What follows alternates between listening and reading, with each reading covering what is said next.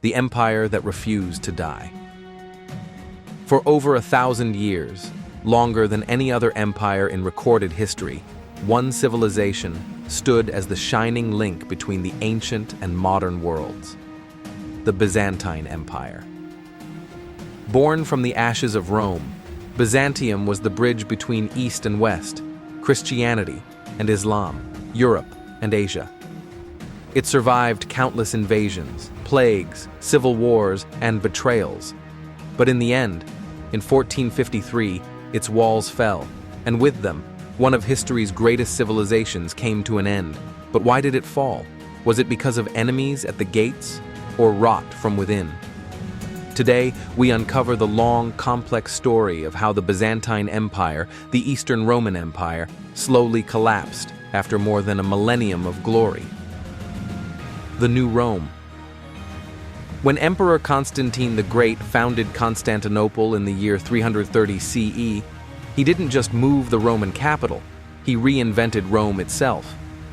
Perched strategically on the Bosporus Strait, Constantinople became the center of trade, wealth, and culture, protected by massive walls and surrounded by water. The empire spoke Greek, practiced Christianity, and called itself Roman. To its people, they were not a new empire. They were Rome, the true Rome, reborn in the East. The city grew rich from trade routes connecting Europe, Asia, and Africa. Byzantine gold coins, the solidus, became the world's currency. Its bureaucracy, military, and diplomacy were unmatched. But empires don't last forever. Even at its height, Byzantium was a fragile balance of power, religion, and politics, a balancing act that would slowly unravel over the centuries. Strength through adaptation. What made Byzantium last so long was its incredible ability to adapt. When armies failed, it used diplomacy. When money ran short, it taxed cleverly. When invaders came, it turned enemies into allies. The Byzantine system was built on bureaucratic intelligence. Its emperors were often scholars and administrators, not just warriors. The empire maintained elaborate records, efficient taxation, and a complex web of alliances. It also survived through religion. After Constantine legalized Christianity, the empire became deeply Christian, defining itself as God's chosen kingdom on earth. The emperor wasn't just a ruler, he was God's representative. This gave the empire a spiritual identity no enemy could easily destroy. But over time, this unity became a curse. When faith and politics fused too tightly, religion became a source of division instead of strength. The religious divide, the Byzantine Empire's greatest strength, Christianity, eventually tore it apart from within. As Christianity spread, doctrinal disputes emerged over Christ's nature, the authority of bishops, and the power of Rome versus Constantinople.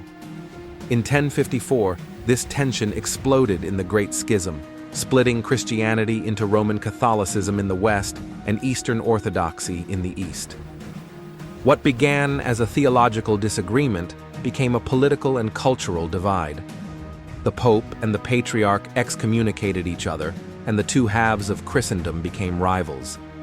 This rupture meant that when Byzantium needed help centuries later, the West, led by Catholic Europe, would hesitate to come to its rescue. This division weakened the empire's spiritual legitimacy and unity, making it increasingly isolated.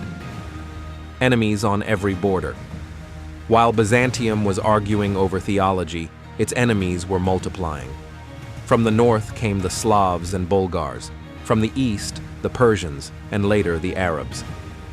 The 7th century saw a devastating series of wars that cost the empire Egypt, Syria, and the Holy Land, the richest provinces of the ancient world.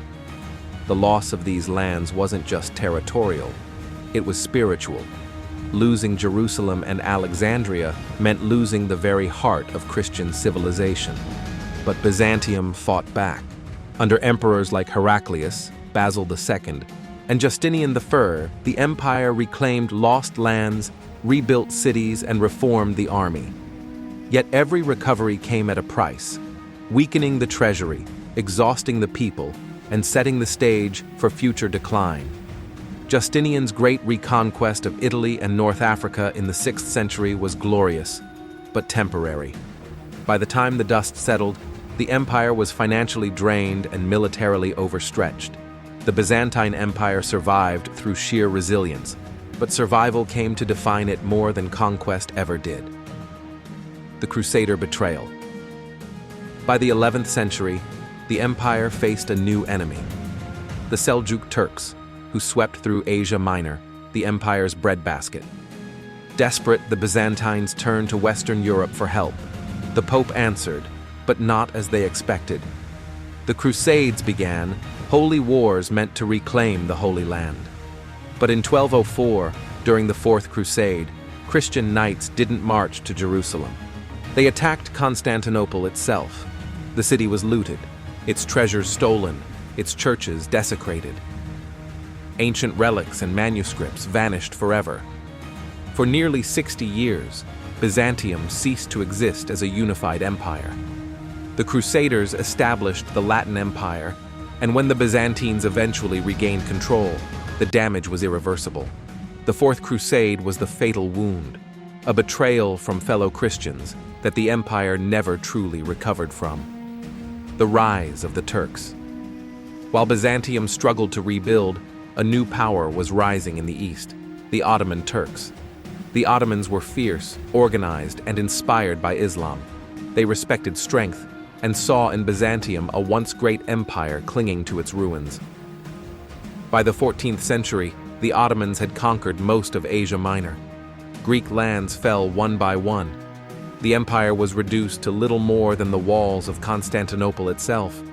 Byzantium tried everything: alliances with Venice, marriages to Western royalty, desperate pleas for help. But Europe had moved on. The Renaissance was dawning, kingdoms were forming, and Constantinople seemed like a relic of a forgotten age. The fall of Constantinople. In 1453, the end finally came. The 21-year-old Ottoman Sultan Mehmed II, known as the Conqueror, surrounded Constantinople with an army of over 100,000 men. The Byzantines had barely 7,000 defenders. For 53 days, they held the line, behind walls that had stood for 1,000 years. Cannons roared, ships burned, and prayers filled Hagia Sophia. But on May 29, 1453, the city fell. Emperor Constantine the last Byzantine emperor, is said to have died fighting on the walls, his empire collapsing around him. When Mehmed entered Hagia Sophia, he didn't destroy it. He converted it, from the greatest church of Christendom into a mosque, symbolizing the dawn of a new empire, the Ottoman Empire. The Byzantine Empire, the last remnant of Rome, was gone. Why Byzantium fell, the deep causes. So why did this 1,000-year empire finally fall? Historians point to several key causes, all interconnected. 1. Endless wars and economic decline. Byzantium fought too many wars against Persians, Arabs, Crusaders, and Turks. Each drained its treasury and population. Trade shifted away from Constantinople toward Italian city-states like Venice and Genoa, leaving the empire financially crippled. 2. Religious division. The Great Schism split the Christian world, leaving Byzantium without Western allies. When it needed help, the Catholic West refused, or worse, invaded. 3. Corruption and political instability. Byzantine politics were infamous for intrigue and coups. Few emperors died peacefully. Constant infighting weakened central authority and military unity. 4. Geographic pressure. Constantinople's strategic position was both a blessing and a curse. Surrounded by hostile empires, it became the target of every rising power, from Persians to Ottomans. 5. Failure to modernize. While Europe embraced new technologies, trade systems, and exploration, Byzantium clung to old traditions. It became a museum of ancient Rome, proud, cultured, but stagnant. In short, Byzantium didn't collapse overnight. it slowly decayed, like an ancient statue, majestic, but eroded by time. The legacy of Byzantium. Though the empire fell, its legacy never died. Byzantium preserved Greek philosophy, Roman law, and Christian theology, the intellectual foundation of Europe's Renaissance. Its art, architecture, and mosaics inspired the Orthodox world, from Russia to Serbia. Its scholars fled to Italy, bringing with them the manuscripts of Plato, Aristotle, and Euclid, sparking the rebirth of Western thought. The Orthodox Church still carries Byzantine traditions. Even Moscow called itself the Third Rome, the spiritual heir of Byzantium. So while the empire's walls fell, its soul echoed across continents. The eternal question: why did the Byzantine Empire fall? Because no civilization, no matter how great, can survive forever without adapting to a changing world. Byzantium endured for 1,000 years because it was clever, flexible, and deeply spiritual. But it eventually became trapped in its own traditions, unable to evolve fast enough to match its enemies. It was not destroyed in a single moment. It was worn down by centuries of change. And yet, maybe the Byzantine Empire never truly disappeared. Its spirit lives in the laws we use, the churches we build, the art we admire, and the stories we tell about the endurance of human civilization. The Byzantine Empire stood as the light of the ancient world for over 1,000 years, a reminder that no empire is eternal, but culture, faith, and ideas can outlast empires themselves. If you found this story fascinating, like, share, and subscribe to Timeless Questions channel, where we explore the civilizations, ideas, and mysteries that shaped humanity.